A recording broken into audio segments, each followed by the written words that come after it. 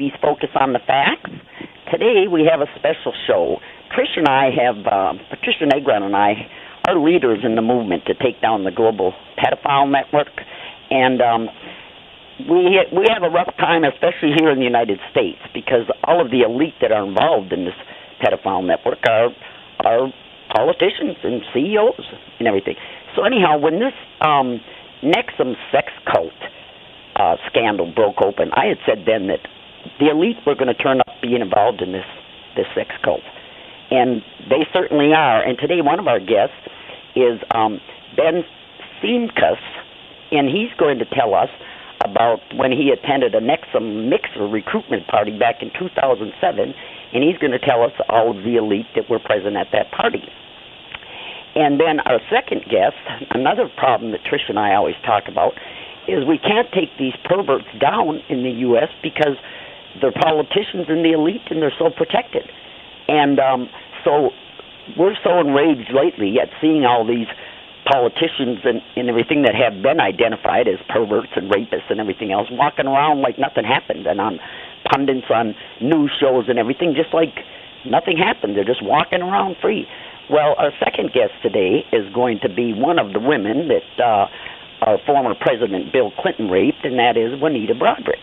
And she's going to come on and tell us her story. And so I'll bring Trish on now, and then we'll bring Ben on, and we'll get the show going. Welcome, Trish.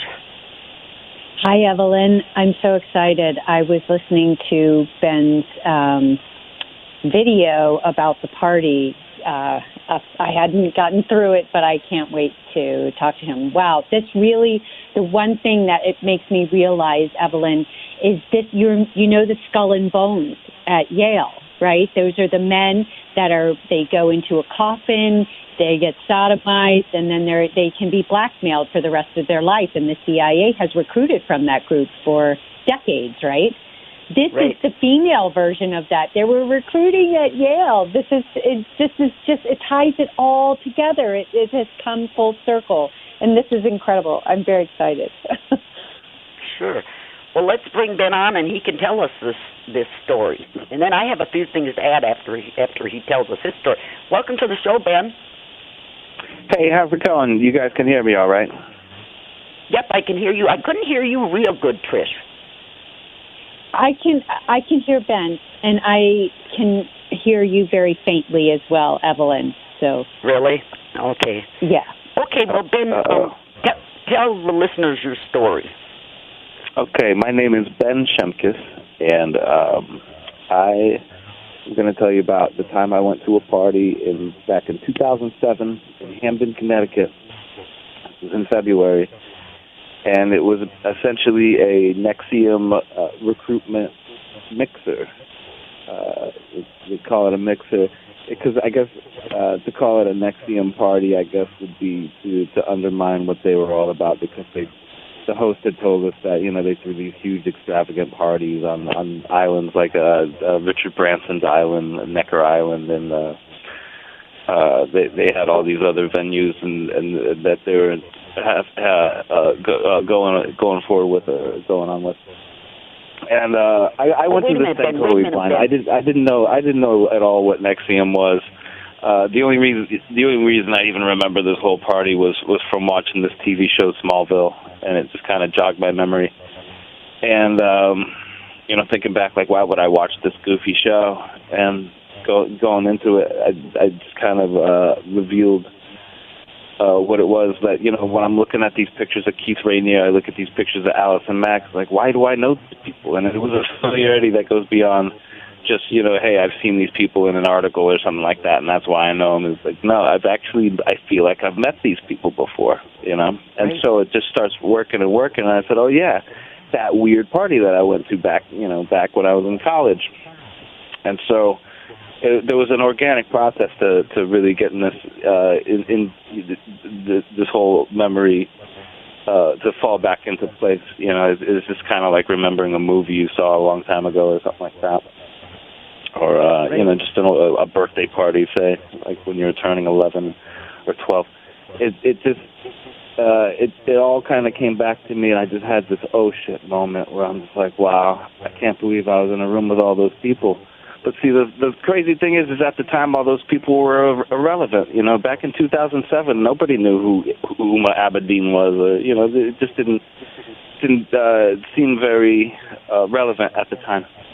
Right. So, James Alefantis and Stormy Daniels, all these new names that you were hearing that are now, front and center of all this corruption. It's incredible. Yeah.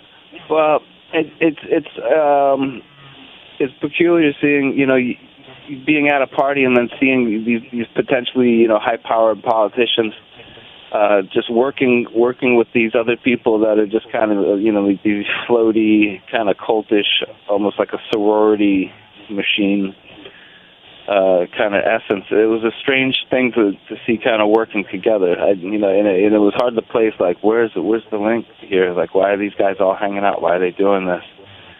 And, right. I mean, even leaving the party, I kind of felt that it just seemed like some kind of Scientology or some kind of very cultish, New Age pyramid scheme, essentially. Right. Well, go on with the story and tell them who you'd seen there, because, like Trish said, they're all there together back in 2007, and this is over 10 years later. Yeah. They're all back there together in 2007. Go ahead.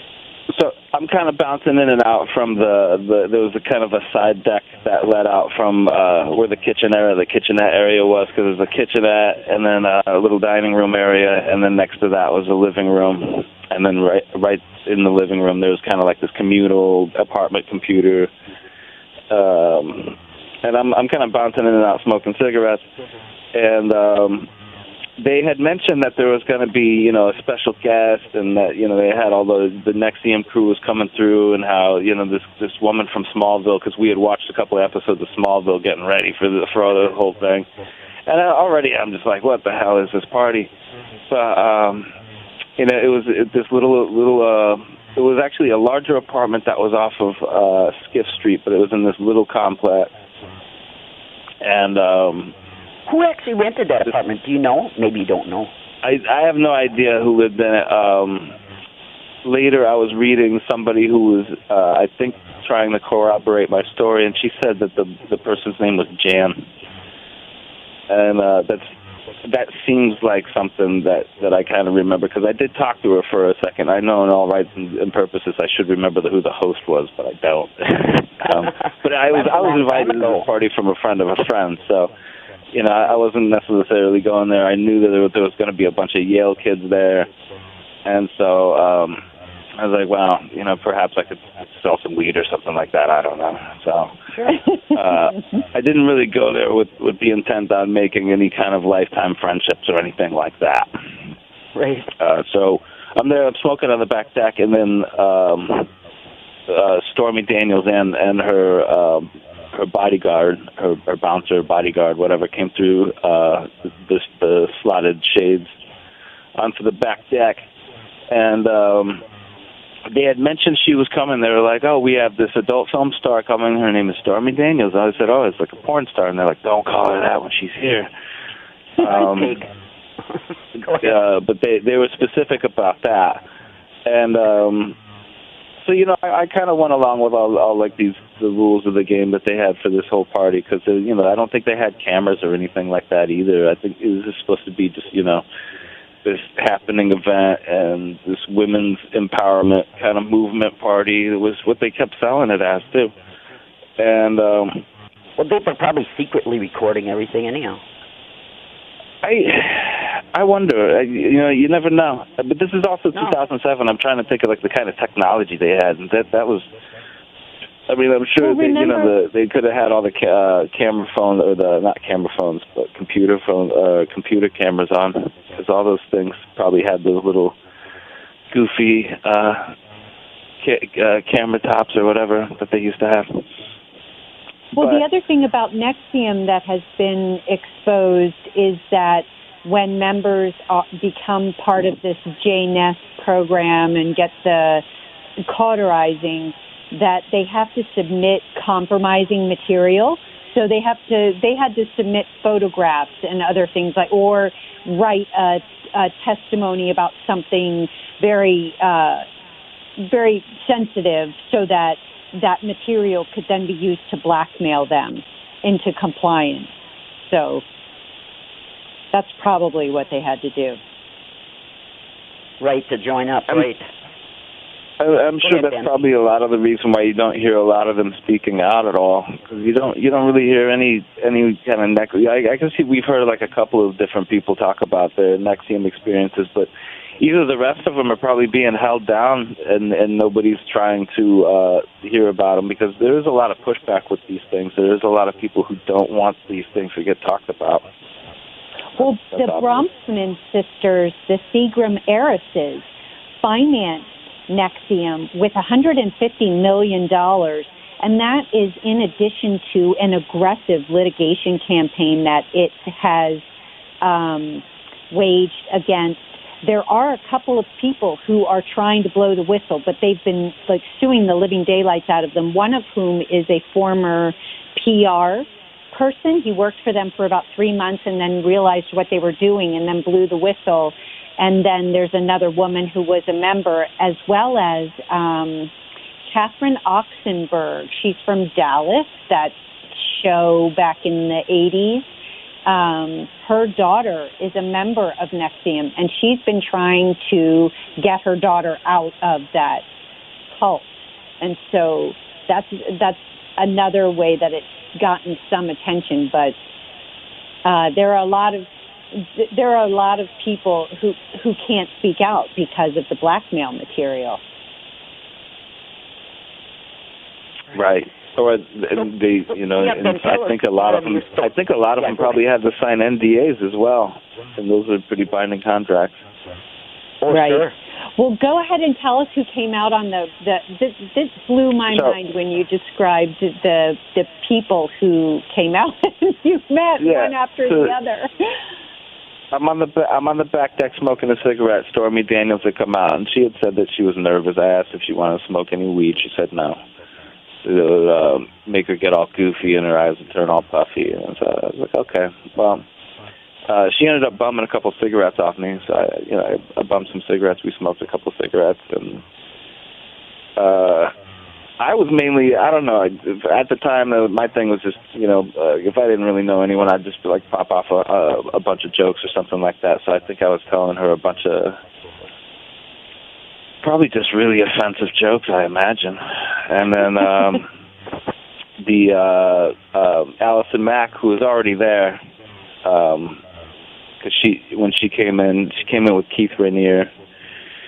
And Keith kind of sauntered around the room. He was really aloof in how he was. His gestures were very just kind of slow and magnanimous. And Allison Mack, she didn't really. I wasn't very fascinated with her, and I don't think she liked me either. But I remember she had kind of just like this green wool overcoat, and underneath she had some thigh highs, and kind of like a corset on, and kind of a mini skirt. She looked like a prison guard from a 1980s movie, kind of. And so she poked her head out of the screen door, and she told Stormy Daniels that hey, we're starting. And she looked at me and the bodyguard, or the bodyguard that was out there. I want to say his name was Kurt, but I think that might be wrong, so don't quote me on that. Okay. And me and him were out on the deck, and so Allison Mack closes the door. She's like, looks at us. She's just like, yeah, this is the girls' only part. And then there was another boyfriend that was there. He must have been the boyfriend of one of the ladies who lived there, one of the Yale ladies. And so he came out. And we're all just, smoking cigarettes on the back deck while they did their thing. It was only about 15 minutes, maybe, tops, maybe 12 minutes of just waiting out there. But Allison Mack, she's just like, all right, bitches. And they all kind of like got up on their knees in the living room in a semicircle, and we're just kind of listening to Allison Mack do her thing for a while. I didn't know what she said. And Keith Rainier talks for a little bit. Maybe about 3 minutes. I don't know what he said either. And then the next time I looked in, Stormy Daniels was talking to the ladies that were there. There's probably about 12 maybe 13, maybe about a baker's dozen of females that were there for the recruitment. And that was including the 2 females that I was there with. Because I was invited through these girls. And actually, they kind of gave me some crap about it because when I was there, they were like, there's no men that are supposed to be here. And I was like, well, I'm their ride. So, the reason that they're here is because I'm their ride here, which was a lie. I was not the ride. But that was fine. It got me to stay at the party. Right. So now tell us about the other people. Yeah. And so on and on, going through it, they do their thing, and then, kind of the party starts. And, I'm kind of bouncing in and out from the deck, and more people are showing up to the party as this is happening. And one of the fellas that I identified talking to was James Alefantis. Yeah, James. I remember because he had a gap in his teeth right in the middle. And, I was thinking about it today, and I was trying to figure out, because he said he had flew in, and I tried to name the airport because there's only a couple airports around there. There's like LaGuardia and JFK, and Hartsfield. I guess Newark Airport if you're a sadist, and then there's BIA, Hartford, Bradley International. And he said he flew into Danbury Airport, which means he came in on a private airplane. Really? Yeah. We've got the Corn Pig, Stormy Daniels, and then James Alefantis of Pizzagate fame. And then we got more all together here. And then looking around the room, there's a lady who was at the sink in the little kitchenette, and she was kind of washing up glasses and getting, looked like she was going to make a bunch of drinks. And that was Nancy Salzman. Okay. And Nancy Salzman. Wow. Nancy Salzman, she's one of the head ladies for NXIVM. Yeah. She was calling a lot of their shots for a second. She's been indicted, I believe. I don't really remember what we talked about. We just talked for a second. I introduced and I explained why I was there, and then she introduced me to the Bronfman sisters who were across the room, Claire and Sarah. And they were sitting on a couch. They had really no interest in me. I just figured that they were just kind of Yale liberal hippie girls that, they just don't care. They just really they don't have the most receptive attitude towards men. But I just thought they were just some dirty hippies. They were wearing like really, really oversized white T-shirts, just like Hanes white T-shirts, but they were like XXX men's white T-shirts that they were wearing. And I also remember James Alefantis was wearing a white T-shirt, and Nancy Salzman, was wearing a white T-shirt as well. Really? So is this kind of their uniform for these? I don't know. I thought about it because typically when you're dealing with like rites and ritual practices, there's always that color white, that virginal. Like if it's a wedding or if it's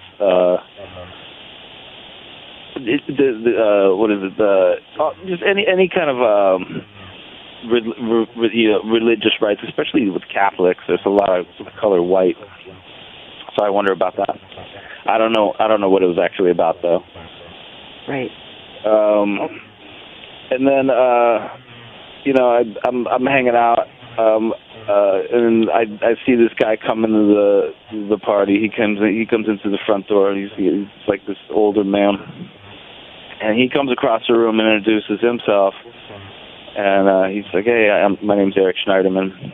And he said something about being New York senator, and I was like, "Oh man, you're a senator?" He's like, "No. I'm a state senator. It's a whole different thing." And we talked. I talked with this guy for a minute, and I asked him to. Was like, "Hey, do you want to smoke any weed?" And he's like, "Nah, I don't think my constituents would be happy with that." I mean, he was a gentleman. He was a nice guy, but I mean that doesn't say for much. I mean, Chris, what did he go on to be that Schneiderman? Schneiderman. Eric Schneiderman went on to be, I believe, the New York State AG. He was the Attorney General. Yeah, just kicked out of office, wasn't yes. he? Trish? That's exactly right. I still can't hear you good, Trish. Maybe you could just talk louder, because I don't know what's wrong with the phone. I'm sorry. You're going to have to scream at us, Trish. Eric, sorry about that. It does sound like you're trying to talk through like maybe a hurricane or something. I could hear like a lot of kind of static going on. Well, they mess with my show anytime we have great guests, so this is not unexpected. But anyhow, I thought he just got kicked out of office for having women that he beat up and stuff. I think Schneiderman. Yes. Yeah. Apparently, he was beating the crap out of women. And he was saying all kinds of horrible racial epithets at him. Yep. Yes, he did. Okay, so after Schneiderman, then what came next? One of the ladies that was there that I noticed, she just had kind of like weird dark. She just looked mystical. That's the best descriptive word I can come up with to just describe her. She was this little tiny woman, and that she was introduced to me as Uma.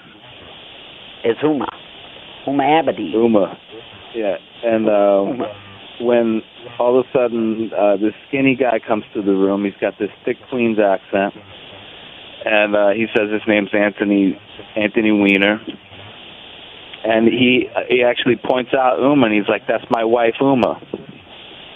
Huh. And he was referring to Uma Abedin. Great.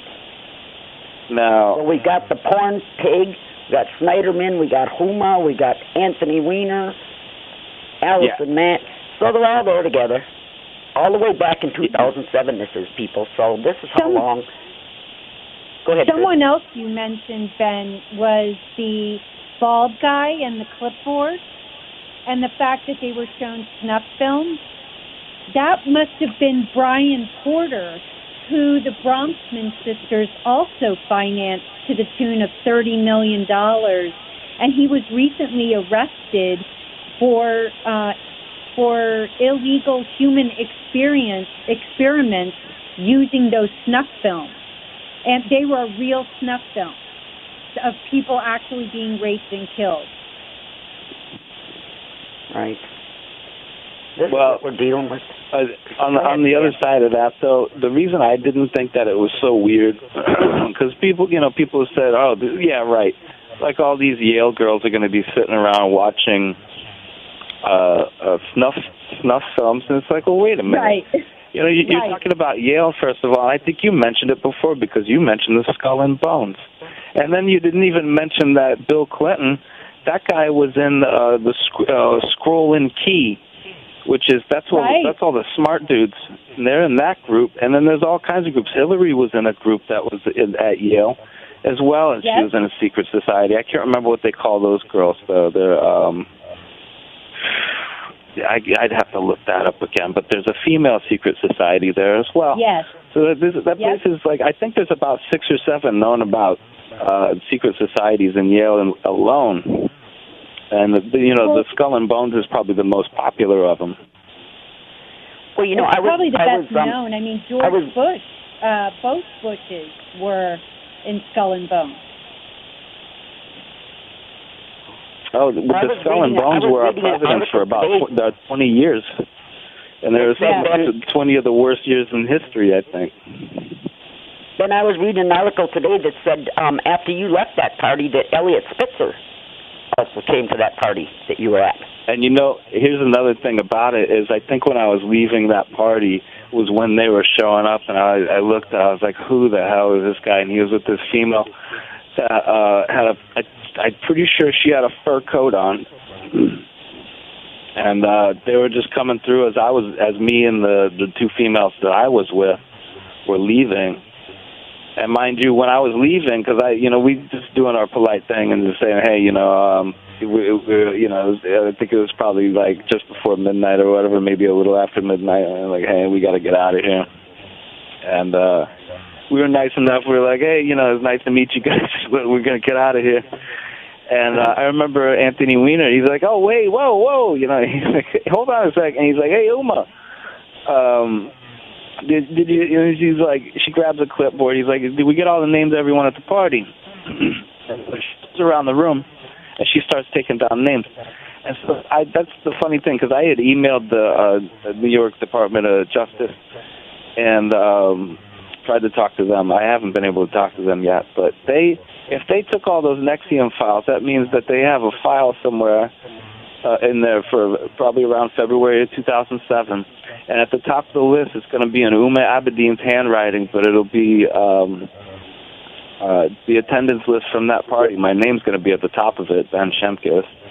And then probably whatever information was on the student ID card that I showed her, because she wanted to see an ID, and I was like, I'm not going to show her my license. I don't even think I had one on me.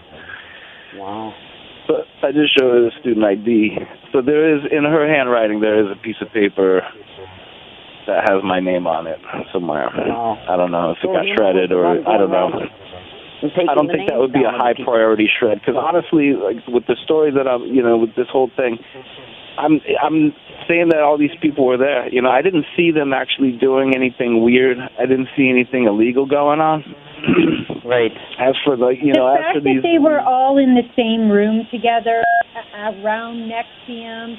I mean, it really, and all these people. That's even weirder, because at that point of the party, when Anthony and Uma and Schneiderman and Salzman and the Bronfmans were all hanging out, that's when I didn't see Keith anywhere.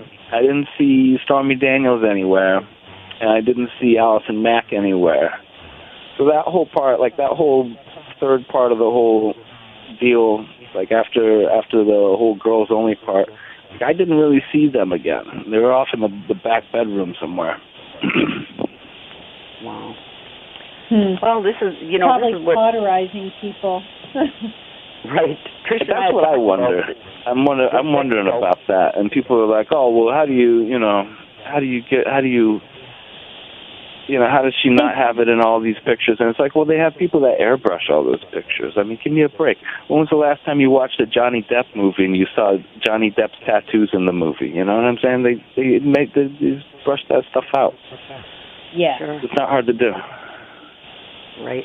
Well, I'm concerned about you, Ben. I really am. I talked to Ben yesterday, and you coming out with this story. It's just so horrible, because everybody gets murdered nowadays, and nothing gets done about it. I mean, it happens in plain sight, and nothing gets done about it. I'm surprised that my story just didn't go right down the toilet of the internet. It just didn't get junked from the beginning, because people can be savages. But I think that people who have watched the deposition that I made, and they probably see, like, hey, this guy's being genuine. I mean, unless he's absolutely out of his mind, which it's not the case. There is something that the next step in all this. Excuse me. It's going to be. I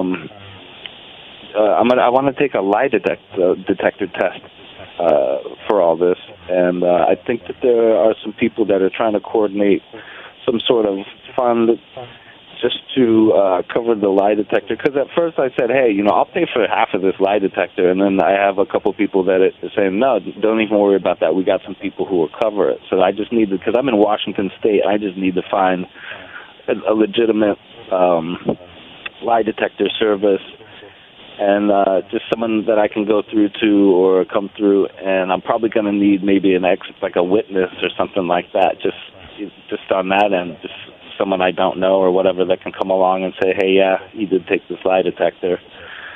And that's going to be the next everything is so corrupted, right? We have to make sure that you get an honest person taking that lie detector test, because they'll rig it. Well, the other thing, Ben, have you sworn a deposition? Have you sworn an affidavit? Not yet. No. I would skip the lie detector test, and I would swear an affidavit, because you're legally bound by that. And for you to go to the length of signing an affidavit, a statement under penalties of perjury, then because you would end up having to do that anyway. Sure. So I would skip the lie detector test for the reasons that Evelyn just said. You just never know. People will dispute it, and then the argument will be about the lie detector test instead of the content of the lie detector test. So if you clear the affidavit, the focus is squarely on that, and I would be happy to write about it too. I'd love to see what we can do to help make sure you get lots of attention for what you have to offer in terms of your experience there. I appreciate that. Sure, and I was just thinking, I can write an article and put it out, but you know what? These online newspapers, it's so bad that they probably wouldn't publish it. Well, we could do it on Medium or Steam. Most of the newspapers that I publish with online are still totally Democrat. Work on that. Probably still support that pedophile Hillary. Your story is incredible, really. I can't even begin to tell you. I don't know if you realize how significant it is. It's a trip. It's shattering, for sure. It really is. So I very much appreciate the chance to talk to you. Oh, so do I. I really do appreciate that you agreed to come on it. We had a hard time hooking up on YouTube when I left you messages, and I'd go back and they wouldn't be there, and it was so bizarre. There's a little bit of trickery that's going on the internet right now that I noticed, and like I said, there's been a lot of pushback. Because I did approach a lot of different people, and there were some people that were around here that actually did contact me. There were some truthers in the citizen journalist community that contacted me back, and all I got from them was pushback. Really? It was just bull crap, really. I tried to call some of them out. I actually called them out on Twitter, and they tried to, one of them tried to call me a shill even. And I was like, no, I'm not a shill. I'm just a guy just trying. Yes. I went to a party, and I'm just trying to tell this story, and he's just like, well, I've already covered it. And I'm like, well, you haven't covered anything, I'm sticking my neck out here, really, using my real name doing this. Right. So I don't know what all the waiting around is, and they just basically just stopped talking to me. So it's just like that. This clearly, based on the research that I've seen, this was a sort of extension of the MK Ultra program to. And they were using preschools. I don't know if you're aware of that piece of the puzzle, but they had a preschool program in half a dozen or more countries. Many of the centers have been shut down or under investigation for child sex trafficking. They were grooming these children, and they were conditioning them for these psychopathic kind of lives where they would be assassins and sex slaves. And it's just incredible. I mean, I know that sounds absurd, but there's documentation of what was going on and police reports attesting to that kind of stuff. So, and the publicist that I mentioned, who realized what was going on, also came forward about this. So it's well documented, but getting anybody to write about it is extremely difficult. But the good news is that, the truther community is so much bigger than Twitter and Facebook. And people, so many of us have been barred from Twitter permanently now that we're all, setting up our parallel system. And there are a lot more of us than people realize. And the other thing you should know is that, the Pentagon has a PowerPoint presentation that they use for doing online smear campaigns. And, so you should fully expect to feel the full weight of that given what you know and are telling us.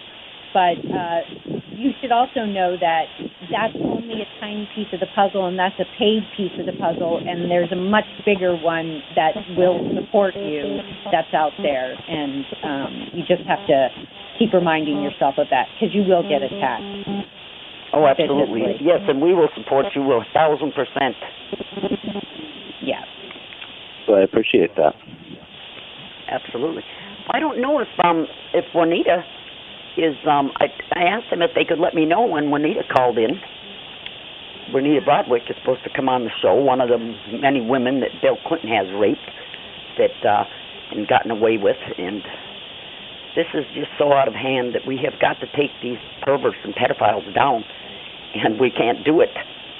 Because I had read a little bit about Juanita Broadwick, and that whole story just blows my mind.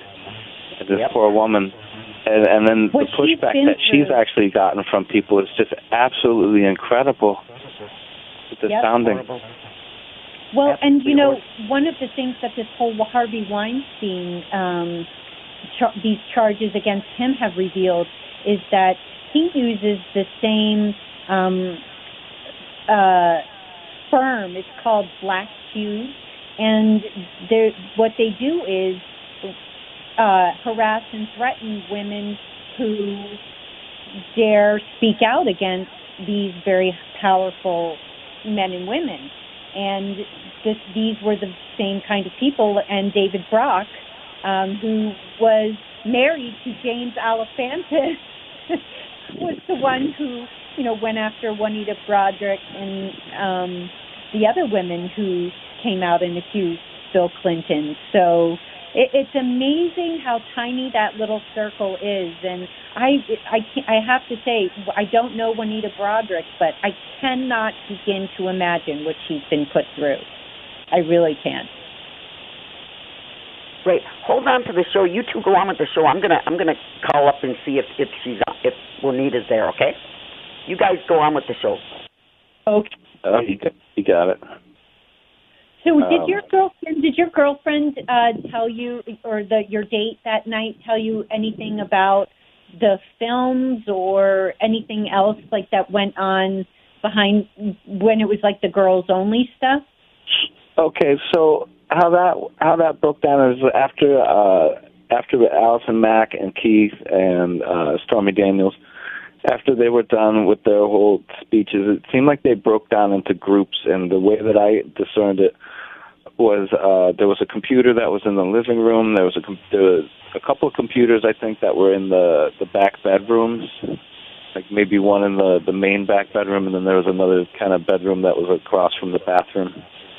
I think two roommates lived in. Like they shared a room, I believe, and there was a couple of computers in there. And so they all, about, I want to say like there was about 13 or 14 girls there, or females there. And this is, girls that were mainly from Yale. The two girls that I was with were from Southern Connecticut State University. And then I think there might have been some females from UNH, University of New Haven, that were there. And they broke off into groups, and they were each on a computer console. So I think the videos were only like maybe a couple minutes long, so it was just like a couple minutes long of each of them sitting at the computer, and the guy with the bald guy with the clipboard was walking around watching them. He was studying their reactions.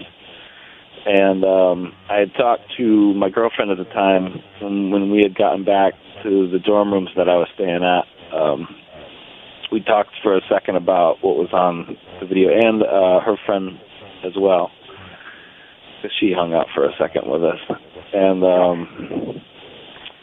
I'm back they now. Said, Juanita didn't call in, and you know what, Chris, you know this, that they mess with this show all the time, and so I don't know. I know she was going to call in, and I feel really bad. I'm sure that they messed it up somehow. That she probably tried to call in, and they messed it up somehow. Now, you mentioned the other day about how someone tried to run you over. Oh, yeah. I think it was April 18th. Yep, ran right into my car on purpose. Tried to murder me. And, I was telling you, I don't go out of my house. I sneak out to go to the grocery store every now and then. And this was one of them times. It was just 4 blocks from my house. And I told the woman that she tried to murder me, and I told the insurance company that she tried to murder me. And they didn't really dispute it, and they settled the insurance claim right off the bat to get rid of me, to shut me up. But that's why I'm worried about you. I'm worried about anybody that comes out. Because anybody that comes close to taking down this pedophile network, they try to murder. You know, anybody that gets close to this. Yeah. Yep. So it's scary. But anyhow, Juanita, well, you know, this was all the way back. I'll tell a story. It was all the way back in 1978 when Bill Clinton was Attorney General, when he raped her.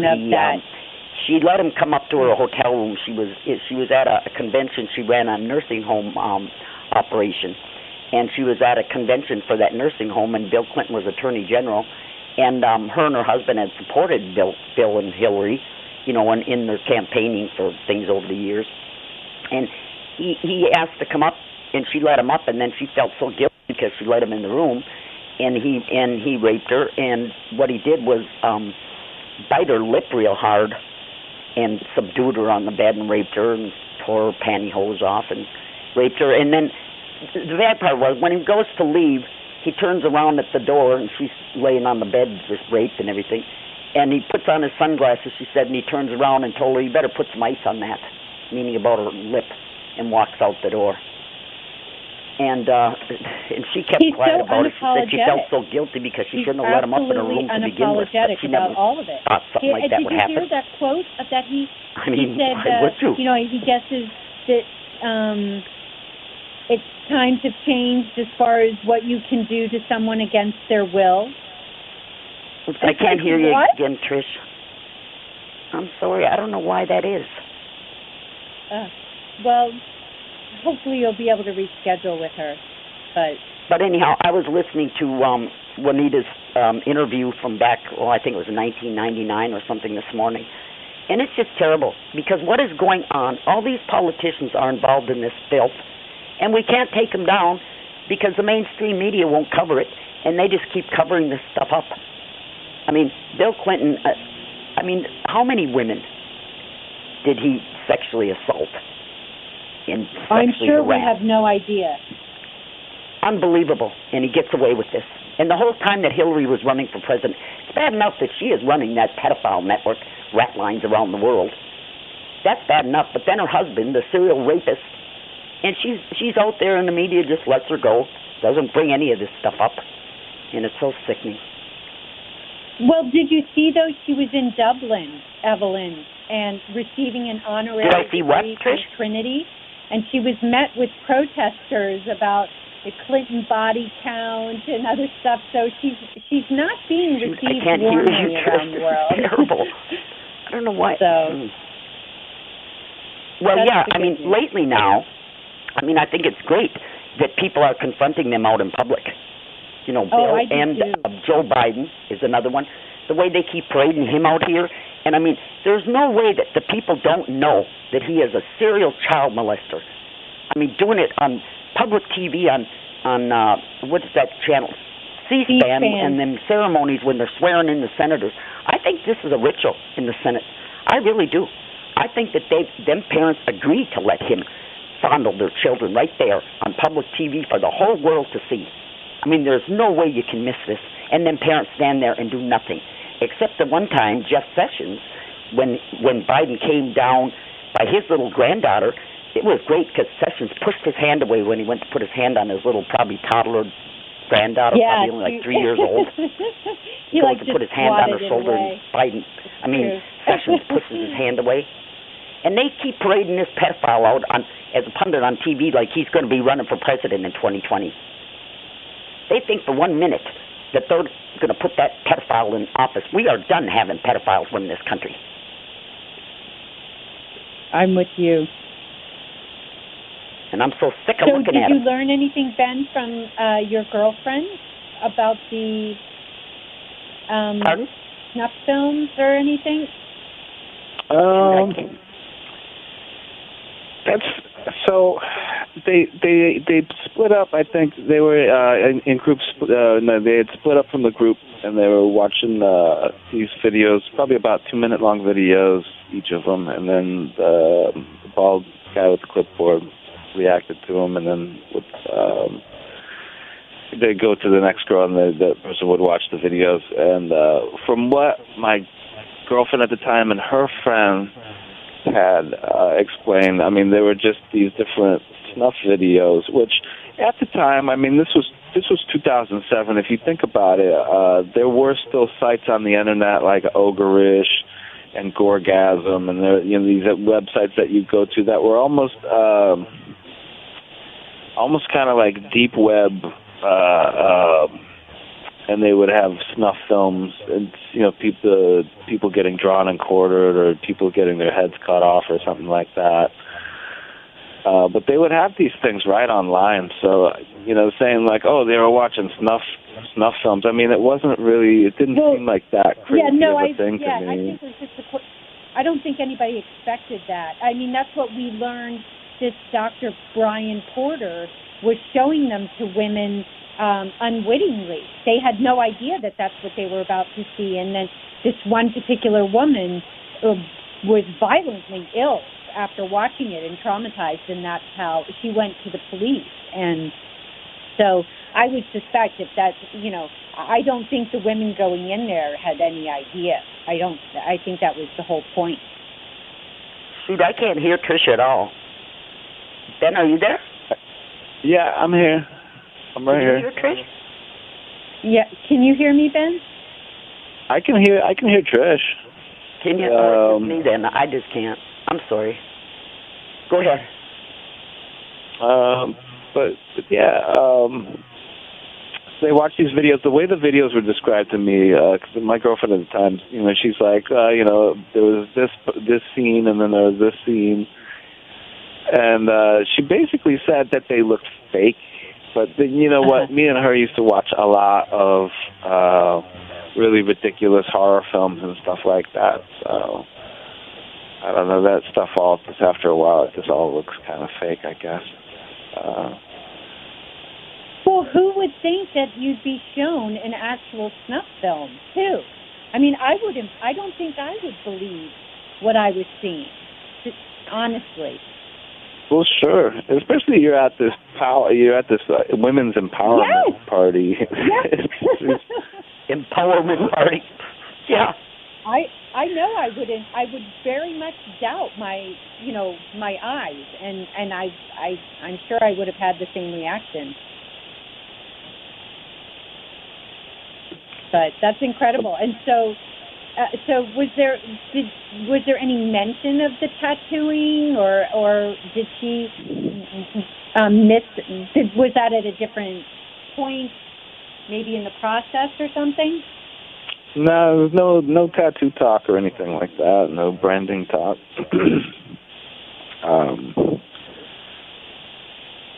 Yeah. And what was, when she left there? How was it? How did the host or those guys from NXIVM leave it with the people at the end of the party? Like, were they supposed to show up for something else, or were they going to be contacted, or how did that work?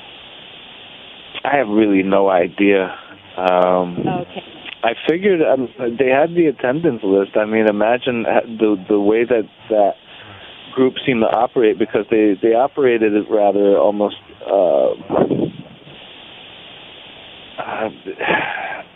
they were almost like club ninjas, really. Because I remember even going up to Vancouver, British Columbia, and going to different party spots and clubs, and you'd see down like alleyways just stacks of cards that would say just NXIVM on these black cards with yellow writing that would say NXIVM. You'd see them, tucked into the cubbies or like bathrooms, or in the molding of the club, or by the DJ booth, or at the bar, or under the bar, like just anywhere you'd see these cards, and they'd just say NXIVM. But there was no contact info or anything like that. It was just NXIVM in yellow writing on a card.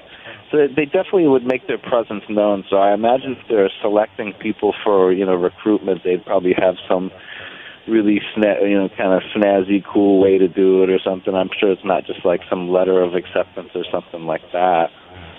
Right. So this was a big thing up in Canada? NXIVM cult big thing up in Canada? Apparently so. It's New York, Vancouver, British Columbia, and Austin, Texas are their main locations from what I can discern. Those Didn't it seem to have the highest amount of activity. Didn't it start out in Arkansas to begin with? Pardon? Didn't it start out in Arkansas to begin with, down there by the Clintons? That I don't know. That was the original, the pyramid scheme that he did, the Buyers Club or something. It was something else, I think. Oh, Rainier's, he had a Ponzi scheme. Yeah, it was a pyramid marketing scam. Yeah. I think and that's now, what was. People need to know. This is how serious this is. I mean, the mainstream media hardly covers this at all. But isn't Rainier? Isn't he? He's not even allowed out on bail. Rainier. That's how bad this is. And the same thing with that Allison Mack. Isn't she out on $5 million bond? Yes. And then when they talk about the mainstream media, they leave out. They'll say trafficking, but they leave out the child sex trafficking. That's what's in the indictment. That they're arrested. It does. They keep a tight lip on that. Yeah, they leave out the child sex trafficking. Mm-hmm. And this is what they keep a tight lip on that stuff. Anyways, do you realize that it used to be a conspiracy to even talk about stuff like that. If you talked about the Catholic Church molesting kids, 10, 15 years ago, people would have thought you were crazy. They would have said, "You're absolutely nuts. There's no way that there's priests that are molesting kids." But now we find out that not only were they doing it, but it's this rampant, epic, just endless list of priests that have just been shifted around and never have received any kind of jail time or anything like that. Well, no, but the Pope just avoided arrest on the 21st diplomatic because immunity to a senior Vatican official he's been found guilty in the U.S. of child trafficking, child murder, everything else by this international court that was set up by, with Kevin Annett, and I've had him on the show, and they were going to arrest the Pope on 21st, but the local police and stuff stopped them, and in fact arrested these marshals that were going to arrest the Pope and jailed them. But this is another thing. They've all been found guilty of this, the Queen of England and everything, by this international court of this child trafficking and this pedophilia and having hunting parties where they hunt down these kids and shoot them, and make them strip naked and hunt them down. Jimmy Savile. Oh yeah, he was involved in it too, but he croaked. But they can't arrest these people now. There's warrants out for the Queen.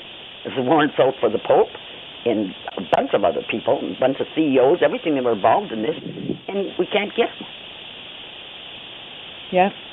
Well, the CEO of the New York Times was the chief at BBC who covered up decades of that satanic rape and ritual sacrifice of children at the BBC. And he's now at the New York Times. And the woman who exposed him, the BBC reporter who exposed Mark Thompson for covering up all of that abuse, was turned up dead last year, right over the summer. That's what happens all the time. And I really want to thank you, Ben, for coming on the show. And like I said, I'm very, very concerned for you. And we stand behind you 1,000%. And anybody comes and harasses you, you have my phone number, you have my email. And Trish, get a hold of us. We will stand behind you 100%. And I'm so happy that you came on and told your story, because this has to get out. We have got to stop this. These perverts running our government. We have got to stop this. Yeah, it's really beyond belief. I mean, for anyone who's just starting to research. Right. And you are so brave to come out and tell the story that everybody needs to hear, because we have to show where these people are all involved in this. Well, I appreciate that very much, Evelyn. We appreciate it so much for you doing this, and it's such bravery. But I will pray for you every day. Many, many blessings and love to you, Ben. That we need people like you so much to help us with this, because we have got to stop this. We have got to stop having our government run by pedophiles. Ben, let us know, like, as you move forward, what Go ahead, what you're going to do. Certainly, I will. I'll give you guys some updates. Yes, we can as things are coming to me. Like I said, I'm gonna do this lie detector test, and a lot of people say, well, that's just a lie detector test, whatever. But that is also, about 85% accuracy. So I mean, it's a little bit of something, something that people can say, hey, this guy's not trying to bullshit anyone. Right. You get an honest lie detector person, and that would be wonderful. But it's so scary now because this is the battle of our lifetime. We are fighting against Satanists here. And the other thing to be aware of too, Ben, is that there are a lot of people out there who, they'll find out what they can from you and then sabotage you. So too, be careful of that. I don't mean to scare you or anything, but I've taken preparations in case of that, and I understand that there's a lot of NXIVM. There's NXIVM people. There's people involved with NXIVM. There's probably high-powered politicians. There's probably Hillary Clinton supporters. There's probably people who don't like Trump and would assume that this is some kind of Trump move. Or I've been called MK Ultra. I've been called CIA. Just about anything you could imagine. So. Well, you are keep a us hero, posted, Ben. Thank you so much. Me and Trish will stand behind you 100%. So, okay, people. Well, this has been a great show, and I sure learned a lot from the hero, Ben. And so, we will see you next week, people. Goodbye. Peace and peace.